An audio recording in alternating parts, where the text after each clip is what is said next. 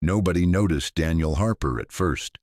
He was the kind of person people forget 5 seconds after meeting. Average height, quiet voice, always polite, always on time. But everything changed when his neighbor realized something strange. Every single night at exactly 3:17 a.m., Daniel Harper disappeared, and no one knew where he went. Daniel lived in a small apartment complex on the edge of Chicago. His life followed a perfect routine. Wake up at 7 a.m., leave for work at 8:15. Return home at 6:30 p.m., lights off at 11 p.m. No visitors, no parties, no family, just silence. His neighbor, Lisa Carter, worked night shifts as a nurse. She often came home around 3 a.m. One night, while unlocking her door, she noticed Daniel leaving his apartment. Not unusual, except for one thing. He looked different. His posture was stiff, his eyes unfocused. He walked slowly down the hallway without locking his door. Lisa assumed he was sleepwalking, until it happened again and again, every night, 3:17 a.m. exactly. After 2 weeks, Lisa started paying attention. Daniel never acknowledged her presence. He never looked left or right. He simply walked outside. One night, curiosity won. Lisa followed him.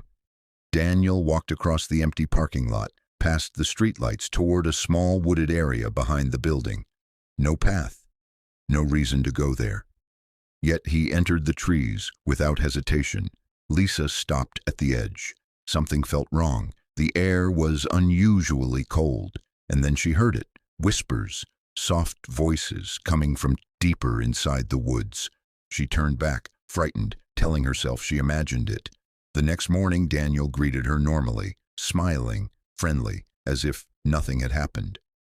Lisa decided to record it. She set up her phone near her door. At 3:17 a.m., Daniel's door opened. The video captured him stepping into the hallway, but when Lisa reviewed the footage later, her hands began to shake. Daniel wasn't alone. Behind him, for a split second, stood a shadow. Tall, human-shaped, but darker than the darkness itself. And then it vanished. Lisa checked again, frame by frame. The shadow appeared only when Daniel crossed the doorway, almost like something was following him. Lisa searched online for Daniel Harper. She expected social media accounts, photos, friends, history. There was almost nothing. Only one old newspaper article from 1998. Local researcher missing after experimental sleep study. The missing researcher's name? Daniel Harper. Lisa froze. The photo showed the same face, same man. But the article was nearly 30 years old. Daniel looked exactly the same today. No aging, no change. That evening, Lisa knocked on Daniel's door. He opened it calmly. "Hi, Lisa." His voice was warm, normal. She hesitated, then asked, "Where do you go every night?" Daniel's smile faded. For a moment, confusion crossed his face. "I sleep." Lisa showed him the video. Daniel watched silently. When the shadow appeared, his hands began trembling. He whispered, "It started again." He invited her inside and told her the truth. In the 1990s, Daniel had participated in a university experiment. Scientists were studying dreams, specifically shared dreaming. The goal was to allow 2 people to enter the same dream simultaneously. During the final test, something went wrong. Daniel fell into a deep sleep that lasted 3 days. When he woke up, the research lab had been shut down, the project canceled, all records sealed. But since that night, every night at 3:17 a.m., he felt pulled somewhere else. "I don't walk there," Daniel said quietly. "It calls me." Lisa insisted on following him again. This time, Daniel agreed. At 3:17 a.m., they waited outside together. Daniel's body suddenly stiffened. His eyes lost focus, and he began walking. Lisa walked beside him, into the woods.